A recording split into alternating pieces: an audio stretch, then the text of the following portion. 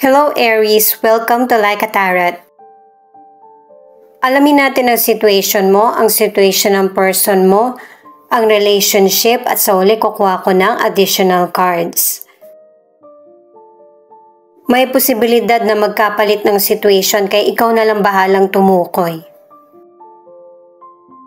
Angels and guides, please guide us. Ano ang reading para sa mga Aries?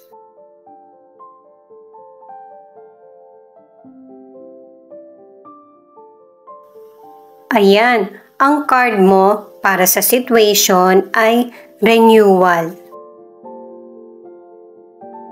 Ibig sabihin nito ay kailangan mong alalahanin kung ano yung nangyari sa'yo sa past at saka nangyayari ngayon para alam mo kung ano yung magiging kapalaran mo sa hinaharap.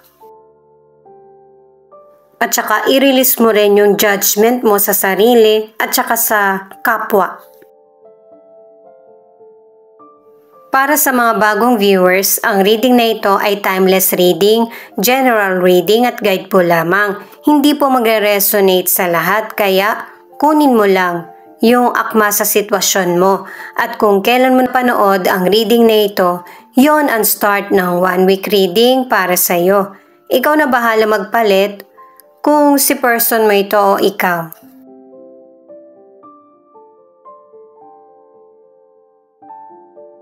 Page of Cups, Knight of Wands, at 5 of Cups.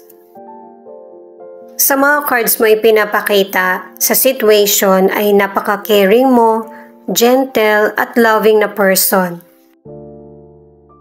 Kaya lang may sitwasyon na pabugso-bugso ka kasi ang ilan sa inyo kahit naman anong edad mo pero parang inosente ka pa rin sa ibang bagay. Kaya ang ilan sa inyo nagiging yung bang walang kontrol. Ang ilan sa inyo, ang sitwasyon ay masyado kang nafo-focus sa mga kalungkutan, pagsisisi, o yung nawala. Ang ilan sa inyo na nasa relationship ay masyado excited yung person mo. Marami na siyang plano patungkol sa pagkakaroon ng pamilya. Kaya lang, itong sitwasyon mo, nagbago yung isip ng person mo Nagkaroon ng yung abandonment o kaya nagkahiwalay kayo. At saka sa situation mo, bigla ka na lang niyang ginost. Hindi mo alam kung ano ba yung problema sa naging relasyon niyo. Ang ilan sa inyo naging single parent. Meron kang anak or mga anak sa nakarelasyon.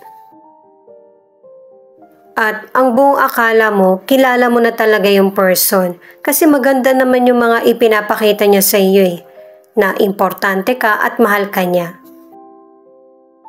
At saka ang ilan sa inyo sa umpisa, hindi mo alam kung ano ba dapat yung ikalungkot mo. Yung pagkawala niya, may third party ba? Or meron bang mali kang nagawa? Para naman sa ilang single, alam mo na kung sino yung secret admirer mo. Ay teka lang, basahin muna natin yung situation ng person mo. 4 of Spring. Kailangan magpasalamat ka. Marami kang dapat i-celebrate.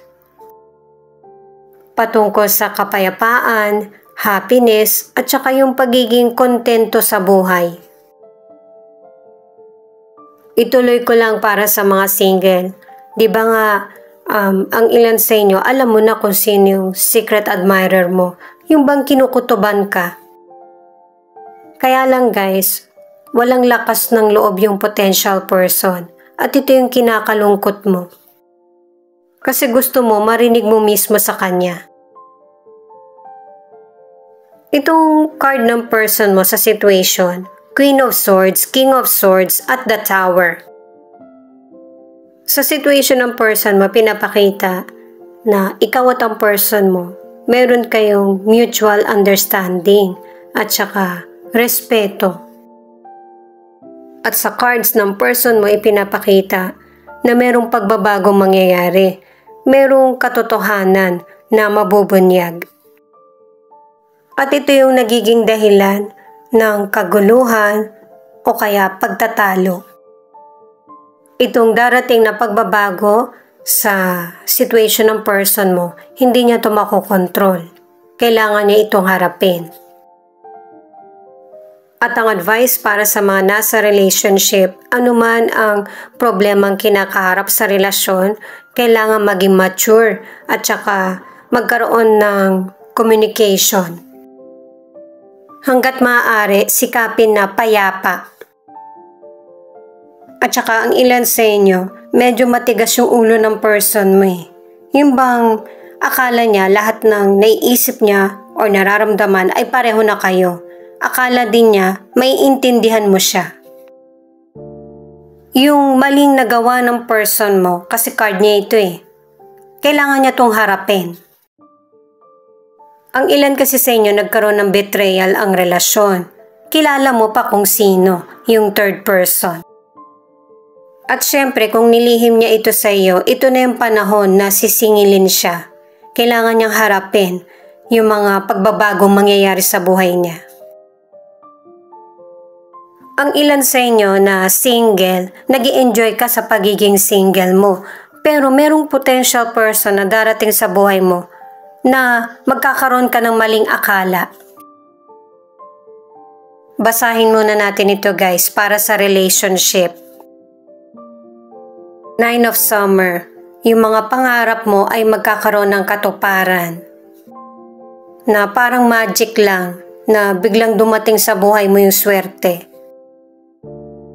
Ituloy ko lang sa mga single, yung maling akala mo na yung potential person parang wala lang siya.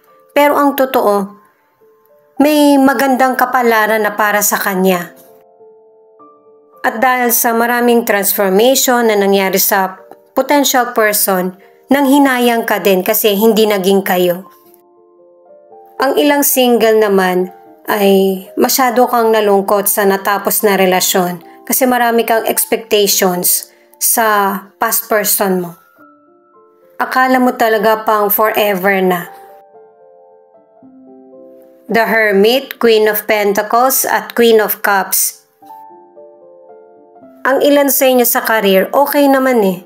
Pero wag ka lang magdagdag ng problem or gastusin. Sa business, maganda rin yung resulta kasi magkasundo kayo ng business partner mo. Ang ilan sa inyo sa career, nakadalawang cards ka na pipiliin mo yung trabaho na gusto mo. Sa financial, mariresolbahan mo yung problem mo. Umiwas ka lang sa iba't ibang temptation. At saka ang ilan sa inyo, di ba nagnenegosyo, maganda yung magiging resulta. May increase sa income. Ang ilan sa inyo sa financial, nag-loan para sa personal na paggagamitan at ang iba naman sa career o kaya sa business. Sa health, umiwas sa stress at saka irespeto yung kalusugan. Ang ilan sa inyo sa health, meron kang family member o relative na hihingi ng suporta mo o kaya hihingi ng tulong pang financial.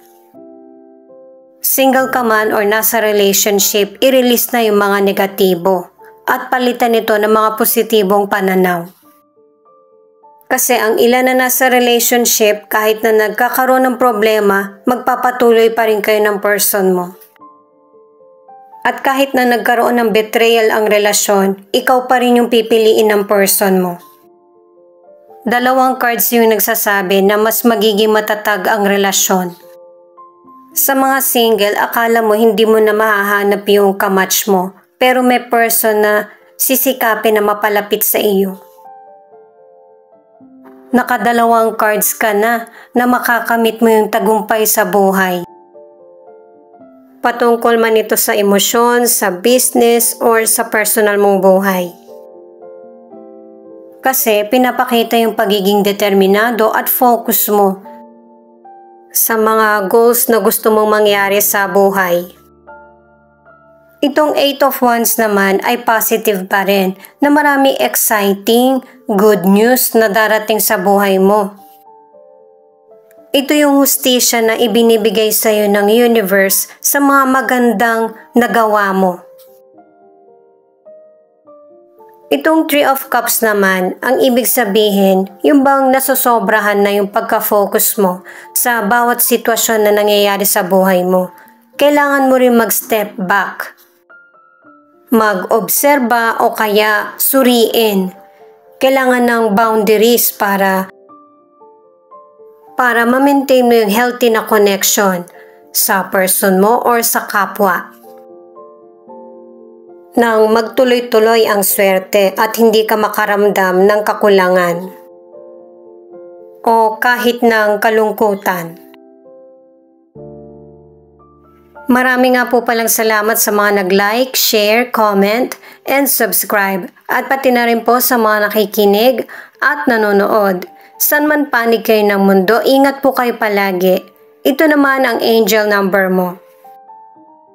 At saka guys, napansin ko lang sa mga cards mo na ang ilan sa inyo, ang person mo, takot siyang mag-isa. Yan yung weakness ng person mo na akala niya iiwan siya, anuman ang gender niya. Kaya nakikipagrelasyon siya sa iba. 1122. It is a symbol for you to be more humble, to be more kind, and to treat men and women with care and compassion. 333. Your spiritual guides are around you, sending you love, support, and guidance. Affirm, God is about to open that door you have been praying for. Type yes if you are ready.